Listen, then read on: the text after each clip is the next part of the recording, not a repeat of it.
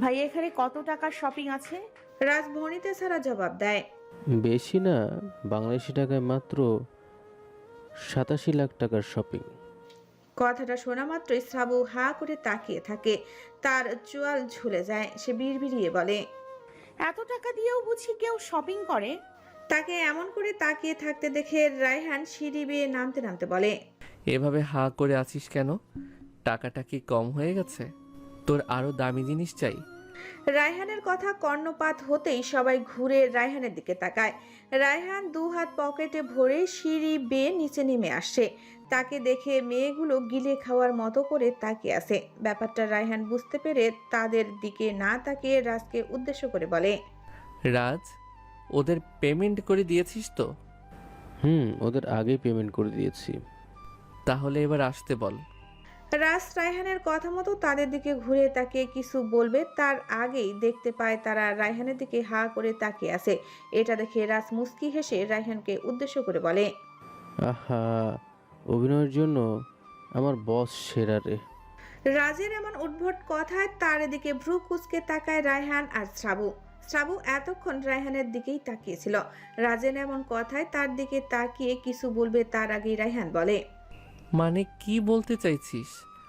আর এসব কেমন ধরনের কথা? কিসের অভিনয়? রাজ দাঁত কেলিয়ে হেসে বলে, না মানে ওই আর কি, দিলের ভাইয়ের শায়রি মানে পড়লো তাই বললাম আর কি। এটা আবার কেমন শায়েরি? আর দেলে ভাইটাকে? কি বলেন স্যার, আপনি দিলে ভাইকে চেনেন না? দিলে ভাই একটা জানেল হার্ট অ্যাটাক করবে তো। নাটক কম করে বল, এই দেলে ভাইকে? রাজ এবার সিরিয়াস হওয়ার মতো করে বলে, দিলে ভাইয়ের বিখ্যাত ডায়লগ, আহা, অভিনয়ের জন্য মেয়ে মানুষ সেরা রে। এই ডায়লগ বলে দিলে ভাই এখন বাংলাদেশের সেলিব্রিটি। রায়হান আর কিছু না বলে রাজের দিকে চোখ ছোট ছোট করে তাকায়। তাকে এমন ভাবে তাকাতে দেখে রাজ বোকা হাসে। শ্রাবু রাজের সামনে এসে বলে, ভাইয়া আপনি দেলে ভাইয়ের ফ্যান? শ্রাবুর কথা শুনে রায়হান শ্রাবুকে বলে, তুইও এই দেলেকে চিনিস? শ্রাবু রায়হানের কথা শুনে তার দিকে তাকিয়ে বলে, পারে, চিনবো না কেন? দেলে ভাই তো বাংলাদেশ এই একটা ডায়লগের জন্য সেরা। থাপড়িয়ে তোর দাঁত ফেলে দিব বেয়াদব। পড়ালেখা বাদ দিয়ে এসব নিয়ে গবেষণা করতি।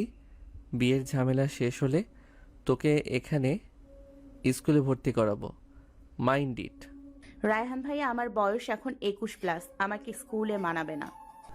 ওকে, তাহলে কলেজে ভর্তি হবি? না, আমি আর পড়ালেখা করব না। তাহলে কি করবি শুনি? বিয়ে করে সংসার সামলাবো আর বাচ্চা কাচ্চা জন্ম দিব।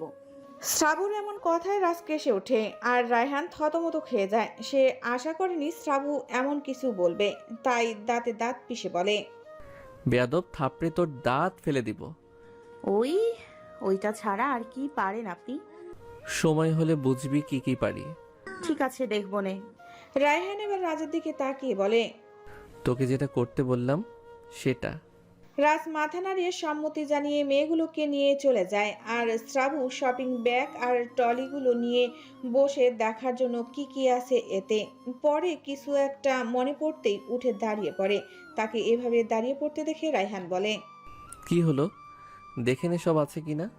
না, এখন দেখবো না, সবাই আসলে একসাথে দেখবো। ওকে, তোর যেটা ইচ্ছে। আর কিছু বাকি থাকলে বলিস। আচ্ছা ঠিক আছে। কথাটা বলেই শ্রাবু উপরে যেতে নিয়েও পেছন ফিরে রায়হানকে উদ্দেশ্য করে বলে, রায়হান ভাইয়া কফি খাবেন? শ্রাবুর কথা শুনে রায়হান শ্রাবুর দিকে তাকিয়ে বলে, তুই কফিও বানাতে পারিস? ওই আর কি। হ্যাঁ বুঝেছি। কতটুকু পারিস? তোর কফি খেতে ইচ্ছে করছে বললেই পারিস। শ্রাবু বোকা হেসে রায়হানকে বলে, না মানে ওই আর কি। হয়েছে, আর ওই আর কি বলা লাগবে না। কথাটা বলে রায়হান বাড়ির সার্ভেন্ট রাশিকাকে ডেকে বলে, Rashika aunty 2 cup coffee please.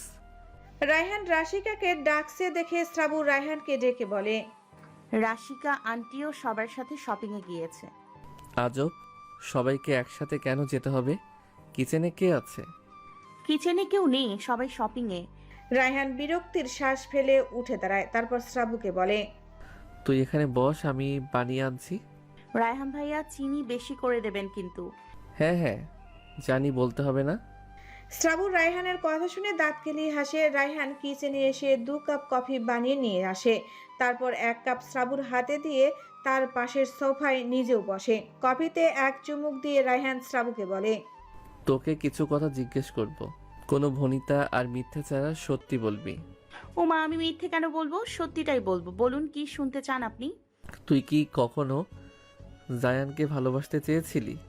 রায়হানের এমন কথায় শ্রাবণ নিরুদ্বেগভাবে বসে থাকে। সে জানতো রায়হান কখনো না কখনো তাকে এমন প্রশ্ন করবে, তাই তার মাঝে কোনো হেলদোল দেখা গেল না। সে কফিতে চুমুক দিতে দিতে বলে, না, আমি কখনো জায়ানকে নিয়ে এসব ভাবিনি। আপনি ভালো করেই জানেন আপনার হলুদিয়ার মন সহজে কেউ পায় না, আর সেখানে ভালোবাসা তো বহু দূরে। রায়হানও জানতো তার হলুদিয়া উত্তর কেমন হবে, তবুও আরেকটু যাচাই করার জন্য প্রশ্নটা করা। রায়হান মুচকি হাসে, তবে সেটা শ্রাবু দেখার আগেই গায়েব হয়ে যায়। তারপর আবার শ্রাবুকে বলে, তাহলে কেন জায়ান তোর প্রতি এতটা ডেসপারেট? সেটা আমার থেকে আপনি ভালো জানেন, কারণ আমি জানতাম জায়ান আমাকে এই তো কিছু বছর ধরে ভালোবাসে। কিন্তু সেদিন জানলাম 17 বছর ধরে ভালোবাসে, আর সেটা আপনি আগে থেকেই জানতেন। আর জায়ান আপনার বেস্ট ফ্রেন্ড, সেটাও আমি সেদিন জানলাম। অথচ এই কথাটা আপনি ভাইয়া কেউ কখনো আমাকে বলেনি, এমনকি জায়ানও কখনো বলেনি। তাহলে এই প্রশ্নটা আমাকে কেন করছেন? নিজেকেই করুন। তাহলে জায়ানকে বিয়ে করতে চাইলি কেন? সে তো আপনাকে জেলাস করানোর জন্য। যদি সত্যি বিয়ে হয়ে যেত? সে আপনি কখনো হতে দেবেন না, সেটা আমি ভালো করেই জানতাম। আমাকে ভালোবাসিস? ভালোবাসি বললেই হয়তো ভালোবাসা প্রকাশ করা হয় না। ভালোবাসা গোপন শব্দ, যেটা ভাষায় না, আত্মার সাথে মিশে গিয়ে প্রমাণ করতে হয়। আমি আপনাকে কতটা ভালোবাসি সঠিক বলতে পারবো না, তবে আপনার মাঝে আমার সুখ, শান্তি, আশা, ভরসা বেঁচে থাকা। আপনার বুকটাই আমার নিরাপদ আশ্রয়স্থল, যেখানে মাথা রেখেও আমি চির নিদ্রায় যেতে রাজি আছি। তবু আপনাকে ছাড়তে পারবো না। আমার পাপিষ্ঠ জীবন, আমার হাতে শত মানুষের রক্ত, তোকে দেওয়া নরক যন্ত্রণার কষ্ট, এসব দেখেও তুই আমাকে ভালোবাসিস? সারা জীবন থাকতে পারবি এই পাপিষ্ঠ পুরুষের সাথে? কখনো কি আমার এমন পাপিষ্ঠ জীবনের জন্য তোর মনে আমার জন্য ঘৃণা জন্মায়নি বা জন্মাবে না? রায়হান ভাই, আপনি কি একটা কথা মানেন? রায়হান 2 ভ্রু কুঁচকে শ্রাবুর দিকে তাকিয়ে বলে, কি কথা?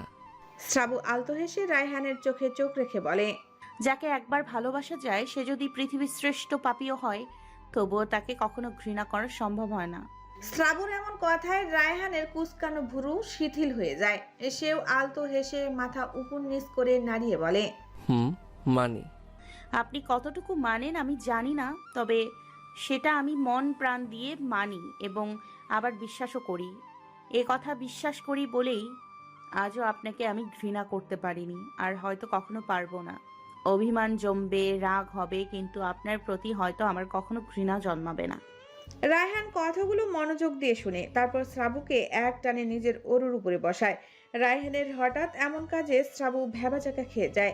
রায়হান শ্রাবুর ভরকানো মুখটা দেখে হালকা হেসে তার কপালে চুমু খায়। শ্রাবু আর কিছু না বলে চুপচাপ বসে থাকে, কারণ সে জানে এখন বাড়িতে কেউ নেই, তাই কারো দেখার সম্ভাবনা নেই, আর লজ্জা পাওয়ারও কোনো অপশন নেই। রায়হান শ্রাবুর গলায় মুখ গুজে দেয়, এতে শ্রাবু কেঁপে ওঠে। রায়হানের এমন হঠাৎ হঠাৎ স্পর্শে শ্রাবুর অস্বস্তিতে পড়ে যায়। প্রথম প্রণয়ের পুরুষের স্পর্শ বলে কথা, শুরুতেই তো আর সব সয়ে যায় না। আর না শ্রাবু এর আগে এসব স্পর্শের সাথে পরিচিত ছিল। রায়হান শ্রাবুর গলায় মুখ গুজে রেখেই রিনরিনিয়ে বলে, হলুদিয়া। শ্রাবু কাঁপা কাঁপা গলায় উত্তর দেয়, হুম। রায়হান শ্রাবুর অস্ত্রতা বুঝতে পেরে ঠোঁট কামড়ে হেসে বলে, তুই আমার বসন্তের বাসন্তী ফুল, আমার গোধূলি লগ্নের পরন্ত বিকালের সুখ তুই, আমার ক্লান্ত মনের শান্তি তুই, তুই আমার জীবনে আসা শ্রেষ্ঠ ফুল। আমার জীবনের সমাপ্তি এখন তোর মাঝে নিবদ্ধ হয়ে আছে, তাই যতই কিছু হয়ে যাক আমাকে কখনো ছেড়ে যাস না। তোকে ছাড়া আমি মরে যাব, সারা জীবন তুই আমার হয়ে থাকিস। আমি গোটা পৃথিবীর সমস্ত বিপদ তোর থেকে দূরে রেখে এই বুকের মাঝে আগলে রাখবো তোকে, হলুদিয়া পাখি। তাদের এমন আবেগপ্রবণ মুহূর্তেই কেউ একজন বাড়ির ভেতরে প্রবেশ করতে করতে বলে, ছি ছি, এই বেহায়া নির্লজ্জ রুম রেখে ড্রয়িং রুমে এসে এমন কাজ কে করে? আল্লাহ, এসব দেখার আগে আমাকে তুমি উঠাইয়া নিলা না কেন? তার এমন কথায় রায়হান আর শ্রাবু দুজনেই ড্রয়িং রুমের মাঝে দাঁড়ানো মানুষটাকে দেখে একে অপরের মুখের দিকে তাকায়। মিতু হঠাৎ আগমনে ভ্যাবাচাকা খেয়ে যায় শ্রাবু, তবে এতে রায়হানের মাঝে কোনো হেলদোল দেখা গেল না। সে কেন লজ্জা পাবে? সে তার বিয়ে করা বউকেই জড়িয়ে ধরেছে, এতে লজ্জা পাওয়ার কি আছে? যেখানে খুশি সেখানে রোমান্স করবে। রায়হান আগের মতোই শ্রাবুর কোমর এক হাতে পেঁচিয়ে রেখে নিজের অরুর উপর বসিয়ে রেখেছে। শ্রাবু মিতুকে দেখে লজ্জায় হাঁসফাঁস করতে করতে রায়হানকে বলে, রায়হান ভাই ছাড়ুন না, মিতু দেখছে। আমার ভীষণ লজ্জা লাগছে এবার। মিতু কি ভাবছে বলুন তো? ওর যা ভাবার ভাবতে থাকুক, তুই চুপ করে বসে থাক। আর এই মিতু, তুমি এখন এখানে কেন? যাও, তুমি তোমার রাজের কাছে যাও। রায়হানের কথায় মিতু মুখ ভেঙচি কেটে বলে, নিজেদের রুম রেখে এখানে কেন নির্লজ্জের মতো কাজ করছো? যাও না, রুমে গিয়ে এসব করো। এটা আমার বাড়ি, আমি যেখানে খুশি সেখানে রোমান্স করব, তাতে তোমার কি? আসছে ওনার বাড়ি। ও হ্যালো মিস্টার মাফিয়া, এটা লিসান আঙ্কেলের বাড়ি, আপনার না। আপনি এসপি হাউসে গিয়ে দুজনে লুতুপুতু করেন। কেন গো শালি, তোমার বুঝি চলে? না গো শালা, আমার চলে না। তাহলে শালি, তুমি তোমার হবু জামাই রেখে আরেকজনের রোম্যান্সে 12টা বাজাতে বসছো কেন? আরে শালা, তোমার বলদ মার্কা অ্যাসিস্ট্যান্ট আমাকে আগে প্রপোজ করুক, তারপর হবু জামাই বইল। আর আমি যাচ্ছি, ড্রয়িং রুমে সিসি ক্যামেরা আছে, ভুলে যাবেন না মাফিয়া শালা। শালি, এখন এখান থেকে যে আমাকে উদ্ধার করো।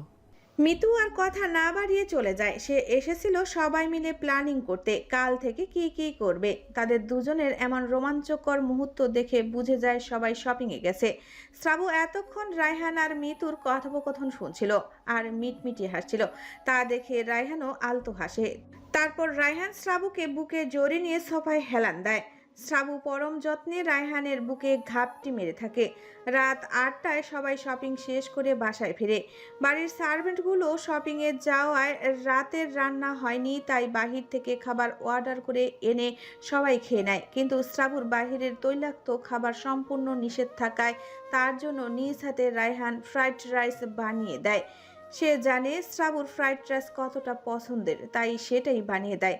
খাওয়া দাওয়ার পর্ব চুকিয়ে যার যার শপিং সবাই সবাইকে দেখাচ্ছে। সবারটা দেখানো শেষ হলে শ্রাবু সব কিছু বের করে। তার এত এত sari, cosmetic, dress, makeup item দেখে সবাই বিস্ময়ে হাঁ হয়ে যায়। এখানে হলুদের দিন সকাল থেকে রিসেপশনের দিন রাত পর্যন্ত পরার জন্য সব কিছু আছে। হলুদের জন্য হলুদ কালারের লেহেঙ্গা, মেহেদির জন্য আকাশি কালারের লেহেঙ্গা আর বিয়ের জন্য লাল শাড়ি। শাড়ি দেখে সবাই হা করে তাকিয়ে থাকে। গোল্ডেন আর লালের কম্বিনেশনে শাড়িটা গোল্ডেন স্টোন আর স্বর্ণালী সুতোর এমব্রয়ডারি করা। সূর্য কৌতূহল বশত প্রাইস ট্যাগ দেখে। প্রাইস ট্যাগ দেখে সূর্য চোখ বড় বড় করে একটু চিল্লিয়ে বলে, তাকে এত জোরে ইন্না লিল্লা বলতে শুনে সবাই অবাক দৃষ্টিতে তার দিকে তাকায়। রায়হানও সেখানে থাকায় কেউ কিছু বলার আগেই রায়হান বলে, কি সমস্যা আপাই? সূর্য রায়হানের কথায় শুকনো ঢোক গিলে বলে, ভাই, এই শাড়ির দাম কত টাকা? দেখ, ওখানেই প্রাইস ট্যাগ দেওয়া আছে। সূর্য আর রায়হানের কথার মাঝে বিথি বেশ উৎসাহ নিয়ে সূর্যের দিকে তাকিয়ে বলে, এ আপাই কত টাকা বলো? সূর্য বিথির দিকে তাকিয়ে শুকনো ঢোক গিলে বলে, এই শাড়ির দাম লন্ডনের টাকায় 16,380 পাউন্ড, যা বাংলাদেশের টাকায় 27 লক্ষ টাকা। সূর্যের কথা শুনে সবাই বিষম খায়। সকলে একসাথে কেসে ওঠে। সকলে অবাক দৃষ্টিতে রায়হানের দিকে তাকায়। সবাইকে নিজের দিকে এভাবে তাকিয়ে থাকতে দেখে রায়হান বিরক্তিতে কপাল কুঁচকে সবার দিকে তাকিয়ে বলে, কি সমস্যা? এভাবে আমাকে দেখার কি আছে? রায়হানের কথায় সুমাইয়া বলে, বাবা রায়হান ভাইয়া, আমার ননদিনীর বেলায় 27 লাখ আর আমাদের বেলায় 27,000 কেন? Because she is my queen. আর কুইনকে যদি রাজকীয়ভাবে না সাজাই তাহলে লোকে আমাকে কি বলবে?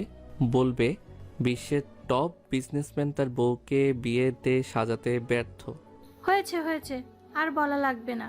ননদিনী আমার ভাগ্য নিয়েই পৃথিবীতে এসেছে বটে, না হলে এমন বর্ষে কোথায় পেত। হুম, ভাবি আপনি একটু ভুল বললেন। ভাগ্য হলুদিয়ার না, বরং আমার, কারণ আমি ভাগ্য নিয়ে পৃথিবীতে এসেছিলাম বলে ওর মতো একজনকে আল্লাহ আমার জীবনে পাঠিয়েছেন। তাদের কথার মাঝে জেরিন বলে ওঠে। ভাইয়া আপনি আমার বেবিকে নিয়ে বাংলাদেশে কবে ফিরবেন? জেরিনের কথায় রায়হান ঠোঁট বাঁকিয়ে হেসে বলে, না আর ফিরবো না, তুমি বরং তোমার বেবিকে ছাড়াই বিয়ে করে নিও। রায়হানের কথায় সবাই এবার ঘুরে জেরিনের দিকে তাকায়।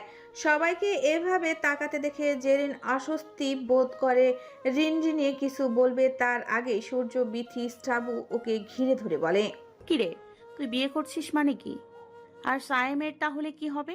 তাদের কথায় জেরিন আমতা আমতা করে বলে। ইয়ে মানে হয়েছে কি? জেরিনকে এমন করতে দেখে স্টাবু বলে, তোর ইয়ে মানে রেখে আসল কথা বল। আসলে আমাদের বিয়ের কথা চলছে, এখনো ডেট ফিক্স হয়নি। তুই বাংলাদেশে ফিরলে ডেট ফিক্স হবে। জেরিনের কথা শেষ হতেই বিথি বলে। তাহলে সাইমের কি হবে? বিথির এমন কথায় সূর্য বিথির মাথায় গাঁটটা মেরে বলে, বলত। জেরিন ও সাইমের বিয়ের কথাই বলেছে জেরিন। বিথি দাঁত কেলিয়ে হেসে সূর্যের দিকে তাকায়। এদিকে সায়াম এগিয়ে এসে রায়হানকে বলে, রায়হান, তুমি ভালো করেই জানো যে জেরিন শাবুকে ছাড়া কখনোই বিয়ে করবে না। আর আমাকেও বিয়ের কাজ তাড়াতাড়ি সম্পন্ন করে সুইজারল্যান্ডে যেতে হবে 3 বছরের জন্য। তাই আশা রাখি তোমরা শীঘ্রই বাংলাদেশ ফিরবে।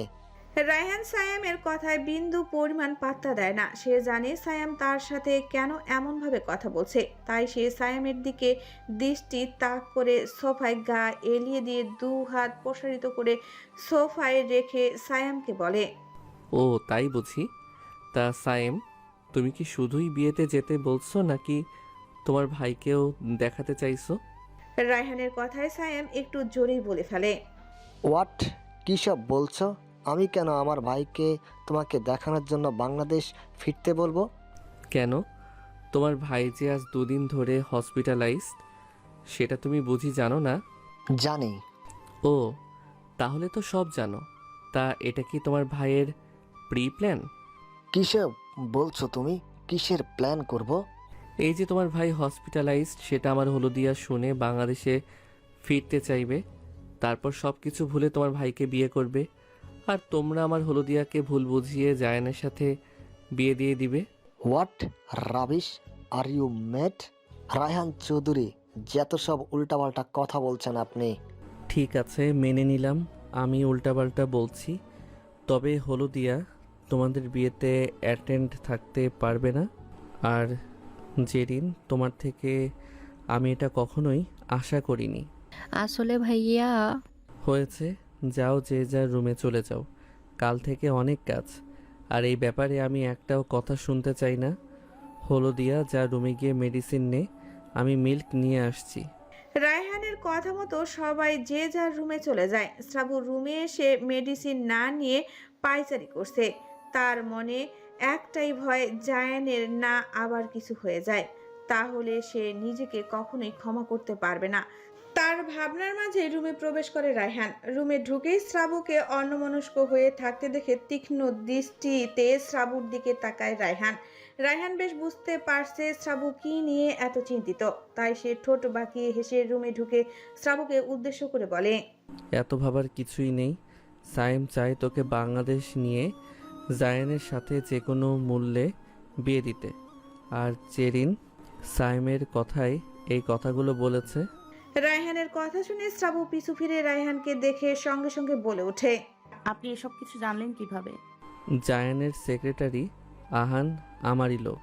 শ্রাবু আর কথা বাড়ায় না। রায়হান শ্রাবুকে চুপ হয়ে যেতে দেখে বলে, মেডিসিন খেয়েছিস? রায়হানের কথায় শ্রাবু মেডিসিনের কথা মনে পড়তেই বলে, এই রে, মনেই ছিল না। শ্রাবু তাড়াতাড়ি করে মেডিসিন নিতে যেতে নেয়। তাকে থামিয়ে দিয়ে রায়হান নিজে মেডিসিন এনে শ্রাবুকে খাইয়ে দিয়ে মিল্ক খাইয়ে রুম থেকে বের হয়ে যায়। সে চলে যেতেই জেরিন আস্তে করে শ্রাবুর রুমে ঢুকে যায়। জেরিনকে এভাবে রুমে আসতে দেখে শ্রাবু ভয় পেয়ে যায়। বুকে থুতু দিয়ে জেরিনকে বলে, পেতনি, একটু হলেই তো আমি পটল তুলতাম। এভাবে কেউ রুমে আসে বলো? জেরিন কিছু না বলে শ্রাবুকে আচমকা জড়িয়ে ধরে কান্না করে দেয়। তার হঠাৎ কান্নায় শ্রাবু ভরকে যায়। শ্রাবু নিজেই জেরিনকে জড়িয়ে ধরে চিন্তিত কণ্ঠে বলে, এই বেবি, কি হয়েছে? কান্না করছিস কেন? বল আমাকে কি হয়েছে। জেরিন ফুপিয়ে ফুপিয়ে কান্নারত কণ্ঠে বলে, সরি, আমি খুব করে সরি বলছি তোকে, বিশ্বাস কর আমি এসব ইচ্ছে করে বলিনি। আর আমি তোকে এমন ধোঁকা কখনোই দিতে চাই না। জায়ান ভাইয়ার শরীর আর মানসিক অবস্থা দেখে সায়েম আর আমি প্ল্যান করি তোকে আমাদের বিয়ের কথা বলে বাংলাদেশে নিয়ে তোকে রায়হান ভাইয়াকে ডিভোর্স দিতে বলে তোর আর জায়ান ভাইয়ার বিয়ের কথা বলবো। কিন্তু বিশ্বাস কর আমি জানি না কেন এমন বাজে চিন্তা মাথায় আসলো। আমাকে মাফ করে দে, দরকার হয় তোর পায়ে পড়ে মাফ চাইবো। কথাটা বলতে বলতে জেরিন ফ্লোরে বসে শ্রাবুর পায়ে ধরার জন্য, কিন্তু জেরিন পা ধরার আগেই শ্রাবু পিছিয়ে যায়।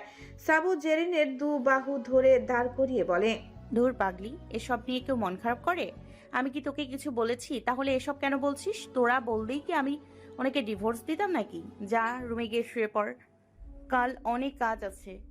এসব নিয়ে এত ভাবিস না। তুই সত্যি আমার উপর রাগ করিস নি তো? না রে পাগলি, আমি কি তোর সাথে রাগ করতে পারি বল? আমি রাগ করিনি। যা যা, এখন গিয়ে ঘুমিয়ে পড়। সকালে আমরা সকলে মিলে ছবি তুলতে বের হব। শুনেছি এখানে অনেক সুন্দর সুন্দর প্লেস আছে। আমরা সেই প্লেসগুলো ঘুরে ঘুরে ছবি তুলব। এবার যা ঘুমিয়ে পড় রুমে গিয়ে। জেরিন আলতো হেসে মাথা নাড়িয়ে সম্মতি জানিয়ে রুমে চলে যায়। তার যাওয়ার পানে তাকে শ্রাবু বিড়বিড়িয়ে বলে, আমি কখনোই ওনাকে ছেড়ে থাকতে পারবো না রে। আমার এত বছরের অপেক্ষার অবসান ঘটিয়ে আজ সে আমার হবে। তাকে ছেড়ে কি করে বাঁচবো আমি? আমার ভালোবাসার মানুষটাই যে উনি। শ্রাবুর বিড়বিড়িয়ে বলা কথাগুলো রুমের বাইরে দাঁড়িয়ে থাকা রায়হানের কানে যায়। রায়হান এতক্ষণ দাঁড়িয়ে দাঁড়িয়ে শ্রাবু আর জেরিনের সব কথা শুনছিল। তখন জেরিনকে রুমে ঢুকতে দেখে রায়হানও চুপিসারে রুমের বাহিরে দাঁড়িয়ে তাদের কথা শুনছিল। জেরিন চলে যেতেই শ্রাবু বিড়বিড়িয়ে কথাগুলো শুনে সে আলতো হেসে বলে, এইভাবেই সারা জীবন আমার হয়ে থাকিস হলুদিয়া। আমি তোকে এই হাতে আঁকলে বুকের গহীনে লুকিয়ে রাখবো, যাতে কেউ তোকে আমার থেকে ছিনিয়ে নিতে না পারে। কথাগুলো আনমনেই বলে রায়হান দ্রুততার সাথে জায়গা ছেড়ে রুমে চলে যায়। আর শ্রাবু বিছানায় গা এলিয়ে দিয়ে ঘুমের দেশে পাড়ি জমায়। মার্ডিন হাউসের সকলে এখন ঘুমে বিভোর হয়ে আছে। অপার সৌন্দর্য গা ভাসিয়ে সকালের নরম রোদ্দুর জানালার পর্দা ভেদ করে এসে আছড়ে পড়ে শ্রাবুর ঘুমন্ত মুখশ্রীতে। রোদ্দুরের নরম আলো শ্রাবুর চোখে পড়তেই শ্রাবু চোখ পিটপিট করে খোলে। আজ থেকে নতুন এক সকালের শুরু শ্রাবুর জীবনে। সে বেডে শুয়ে গড়াগড়ি করে উঠে বসে, তারপর দু হাত দুদিকে মেলে দিয়ে হামি তুলে বসে কিছুক্ষণ ঝিমোয়। তখনই রায়হান কফির মগ হাতে নিয়ে শ্রাবুর রুমে প্রবেশ করতেই তার হৃদয় থমকে যায়। সদ্য ঘুম থেকে উঠায় শ্রাবুর চোখ ফুলে আছে। শ্রাবুকে এভাবে ঝিমুতে দেখে রায়হান আলতো হেসে মনে মনে বলে, আর কতভাবে মারার প্ল্যান করবি অ্যাঞ্জেল? তোর ঘুম জড়ানো চেহারাটা যে আমার বুকের ছুরির মতো বিধে। ইস, কি ধ্বংসকারিণী ঘুম জড়ানো চেহারা তোর। এই মুখে তাকালেই আমি খুন হই বারংবার। সে আর কিছু না ভেবে ধীর কদমে রুমে ঢুকে শ্রাবুকে উদ্দেশ্য করে বলে, গুড মর্নিং সুইটি। শ্রাবু তখনও বসে বসে ঝিমুচ্ছে। সে সেভাবেই উত্তর দেয়। Good morning. তাকে এখনো চোখ বন্ধ করে বসে থাকতে দেখে রায়হান দীর্ঘশ্বাস ফেলে বিড়বিড়িয়ে বলে, ঘুম থেকে উঠে ঝিমোনোর স্বভাবটা এই মেয়ের কখনোই যাবে না। এটা বলেই একটু জোরেই শ্রাবুকে বলে, এবার তো চোখটা খোল হলুদিয়া। শ্রাবুর কর্ণে রায়হানের কণ্ঠস্বর যেতেই তড়িৎ পেকে চোখ মেলে তাকায়। তাকে এভাবে তাকাতে দেখে রায়হান ভ্রু কুঁচকে শ্রাবুর দিকে তাকে বোঝার চেষ্টা করে কি হলো। শ্রাবু রায়হানকে দেখে দাঁত কেলিয়ে হেসে বলে, আমি তো চোখ খুলেই রেখেছি, আপনি দেখতে পাননি। হ্যাঁ, দেখবো কিভাবে? আমার তো আর চোখ নেই। সব সময় তেরা কথা না বললেই নয় কি? আমি মানুষটাই তেরা, তাই কথাও বলি তেরা। আমার স্বামী কোথায়? তোর স্বামী তার দাদুর সাথে গার্ডেন পরিদর্শন করছে। এখন তাড়াতাড়ি কফিটা শেষ করে ফ্রেশ হয়ে নে, একটু পর পার্লার থেকে লোক আসবে তোকে সাজাতে। আর কোথায় কোথায় ফটোশ্যুট করবি ভেবে রাখ। এখন সকাল 8টা বাজে, 10টার ভিতরে তৈরি হয়ে নিবি, ফটোশ্যুট করতে যাবি। ঠিক আছে ঠিক আছে, আর বলতে হবে না। মনে থাকে যেন। হ্যাঁ হ্যাঁ, মনে থাকবে। কথা শেষ করে রায়হান চলে যেতে নিলে শ্রাবু পিছন থেকে ডেকে বলে, রায়হান ভাইয়া, আপনি আমার সাথে যাবেন না? রায়হান পিছন না ফিরে উত্তর দেয়, না কি উপায় আছে? ম্যাডামের তো আবার নানান বাহানা, সেগুলো পূরণ না করলে দেখা যাবে আমার হক পূরণ হবে না। রায়হান আর কিছু না বলে রুম থেকে চলে যায়। তার যাওয়ার পথের দিকে তাকে শ্রাবু মাথা চুলকে বলে, বিড়বিড়িয়ে বলে, কি বলে গেলে? সব তো আমার মাথার উপর দিয়ে গেল, কিসের হক পূরণ হবে না? দূর, এসব ভেবে কাজ নেই। যে আগে ফ্রেশ হয়নি, আজ অনেক ছবি তুলবো। এই লোকটার ঘোরানো পেঁচানো কথা ভেবে নিজের সময় নষ্ট করে লাভ নাই। কথাগুলো নিজের সাথে নিজেই বলে ওয়াশরুমে চলে যায় শ্রাবু। কিছুক্ষণের মধ্যেই ফ্রেশ হয়ে শাওয়ার নিয়ে ওয়াশরুম থেকে বের হয় শ্রাবু রুমে ঢুকে দেখতে পায় অলরেডি পার্লার থেকে দুজন মেয়ে এসে পড়েছে। এদিকে শ্রাবুর খুব খিদেও লেগেছে, তবুও মুখে কিছু না বলে তাদের দিকে তাকিয়ে আলতো হাসে শ্রাবু। বিনিময়ে তারা হাসে। তখনই রায়হান এসে ওই দুটো মেয়েকে উদ্দেশ্য করে বলে, পেমেন্ট যা চেয়েছেন তার ডাবল দিয়েছি, স্বাদ যেন আমার অ্যাঞ্জেলের মন মতো হয়। মেয়ে দুটি মুখে হাসি রেখেই রায়হানকে বলে, অবশ্যই স্যার, আমরা ম্যামের মনের মতো সাজিয়ে দেব, আপনার অ্যাঞ্জেলকে একদম অ্যাঞ্জেল বানিয়ে দিব। তাহলে আপনাদের কাজ শুরু করুন, আর হ্যাঁ, তাড়াতাড়ি শেষ করবেন। Okay sir. রায়হান আর কিছু না বলে চলে যায়। আর শ্রাবু এতক্ষণ হাঁ করে দাঁড়িয়ে দাঁড়িয়ে সবটাই শুনছিল। রায়হান চলে যেতেই একজন মেয়ে শ্রাবুকে বলে, ম্যাম আপনি কাপড় চেঞ্জ করে বসে পড়ুন। মেয়েটার কথায় শ্রাবু মাথা নাড়িয়ে সম্মতি জানিয়ে ফটোশ্যুটের জন্য আনা ড্রেসটা নিয়ে পুনরায় ওয়াশরুমে চলে যায়। ড্রেস চেঞ্জ করে এসে ড্রেসিং টেবিলের সামনে বসে। তার দীঘল কালো চুলগুলো দেখে মেয়েগুলো বলে ওঠে, ম্যাম আপনার চুলগুলো অনেক বেশি সুন্দর। স্যার বুঝি আপনার চুল দেখে প্রেমে পড়েছিল? অবশ্য আপনি নিজেও একটা বাস্তব পুতুল, আপনার দিক থেকে শখ সরানো দায়। মেয়েগুলোর কথায় শ্রাবু আলতো হেসে বলে, আপনাদের স্যার আমার রূপ যৌবন বা চুল কিছুই দেখে আমার প্রেমে পড়েনি। তাহলে আপনাদের সম্পর্ক শুরু কিভাবে হলো? আমরা তো শুনেছি আপনাদের লাভ ম্যারেজ হয়েছে। তখনই একটা পুরুষালী কণ্ঠে কেউ বলে ওঠে, জি, আপনারা ঠিক শুনেছেন। কথাটা তাদের কর্ণকুহুরে পৌঁছাতেই তারা তিনজন একসাথে দরজার দিকে তাকায় কে কথাটা বলল দেখার জন্য। পিছু ফিরে দেখতে পায় রায়হান খাবার হাতে রুমে ঢুকতে ঢুকতে কথাটা বলছে। তারপর মেয়ে দুটোর দিকে তাকিয়ে রায়হান বলে, আপনাদের ম্যাম ছোটবেলায় আমার কোলে হিসুও করতো, সেটার প্রতিশোধ নিতেই তাকে বিয়ে করছি। রায়হানের কথায় মেয়ে দুটো হেসে ফেলে। তাদের বুঝতে বাকি নেই আসলে তারা দুজন কাজিন। শ্রাবু রায়হানের এমন কথায় ভ্যাবাচাকা খেয়ে যায়। তার গাল দুটো লজ্জায় লাল হয়ে যায়। সে কিঞ্চিৎ রাগ দেখিয়ে বলে, রায়হান ভাই, এটা কিন্তু ঠিক না। আপনি আমাকে এভাবে বলতে পারেন না। তাহলে কিভাবে বলবো বল? এইভাবে বললে তুই খুশি যে তুই ছোটবেলায় আমার কোলে অসংখ্যবার মতো করে দিছিস? শ্রাবু রায়হানের কথা শুনে এবার জোরে চিল্লিয়ে বলে, রায়হান ভাই! তার এত জোরে চিল্লানোর ফলে তারা তিনজন কান চেপে ধরে। রায়হান খানিকটা ধমকে সুরে বলে, এত জোরে চিল্লাই কেউ বেয়াদব হয়েছে? এখন এই টপিক বাদ দিয়ে তাড়াতাড়ি তৈরি হয়ে নে, আর আপনারা আপনাদের কাজ শুরু করুন। কথাটা মেয়ে দুটোকে বলতেই তারা কাজ শুরু করে দেয়। আর রায়হান শ্রাবুকে নিজ হাতে খাইয়ে দেয় জ্যাম, পাউরুটি, মিল্ক, হাফ সেদ্ধ ডিম আর কিছু ফ্রুটস। শ্রাবুর মনের আনন্দে খাচ্ছে আর সাচ্ছে। রায়হানের এমন যত্ন দেখে মেয়ে দুটো মিটিমিটি হাসছে আর একজন আরেকজনকে ইশারায় দেখাচ্ছে। রায়হান বিষয়টা বুঝতে পেরে নিজেও আলতো হাসে।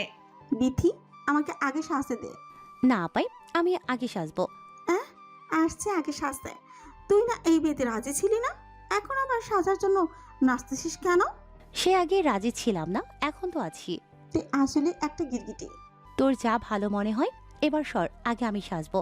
তাদের দু বোনের তর্ক বিতর্কের মাঝে পার্লারের মেয়েটা বলে ওঠে, ম্যাম আপনারা একসাথে বসে পড়ুন, আমি দুজনকে একসাথে সাজিয়ে দিচ্ছি। কথাটা বলতেই সূর্য আর বিথি একসাথে দুটো চেয়ারে বসে পড়ে দুজনে। রায়হান বাড়ির মেয়েদের সাজানোর জন্য পার্লার থেকে লোক আনিয়েছে। দুজন মিলে শ্রাবুকে আর একজন বাকি সবাইকে সাজাবে। সূর্য আর বিথির মুখে কেবল ফাউন্ডেশন লাগাবে। তারই মধ্যে জেরিন এসে বলে, এই আপুরা, তোমরা সরে যাও, আমি আগে সাজবো। তার কথায় সূর্য আর বিথি জেরিনের দিকে তাকিয়ে ভ্রু কুঁচকে বলে, এই পুচকে, একদম না, আমাদের সাজা শেষ হলে তুই সাজবি। একদম না, আগে আমি সাজবো। আমি তোমাদের ছোট, তাই আমি আগে সাজবো। না না, আমরা আগে আসছি, আমরাই আগে সাজবো। না, আমি আগে সাজবো। তাদের এমন তর্ক বিতর্কের মাঝে রায়হান, হৃদয়, সাইফুল, সায়েম একসাথে রুমে ঢুকে তাদের এমন তর্ক করতে দেখে। মূলত তারা চারজন কিছু বিষয় নিয়ে কথা বলতে বলতে এদিক দিয়ে যাচ্ছিল। তাদের চিল্লাচিল্লি শুনে চারজনই রুমে ঢুকে। তাদের তীক্ষ্ণ নজরে পরোক্ষ করে রায়হান কিছু বলবে তার আগেই সুমাইয়া রুমে ঢুকতে ঢুকতে বলে, এই সবাই সরো সরো, আগে আমি সাজবো। কেন রে, চোখে দেখিস না আমরা আগে আসছি? না দেখি না, আমার চোখ নাই। এবার সরো দেখি, আমি আগে সাজবো। তাদের কথার মাঝেই সূর্য বলে, এতক্ষণ কি জেরিন কম ছিল যে তুই চলে আসলি? তা আসবো না? আমার ননদ আর দেবরের বিয়ে বলে কথা, আমাকে আগে সাজতে হবে। জেরিন আবার মাছ থেকে ফোড়ন কেটে বলে, আমার বেবির আর জিজুর বিয়ে বলে কথা, আমি আগে সাজবো। তোদের আগে আমার ভাই আর বোন, তাই সেই অনুযায়ী আমি আগে সাজব। তাদের এই সাজ নিয়ে এক প্রকার যুদ্ধ লেগে যাচ্ছে, কে আগে সাজবে এটা নিয়ে। পার্লারের মেয়েটা তাদের চারজনের এমন চিল্লাচিল্লিতে মাথায় হাত দিয়ে সবাই বসে পড়ে। অবস্থা বেগতিক দেখে রায়হান চিল্লিয়ে বলে,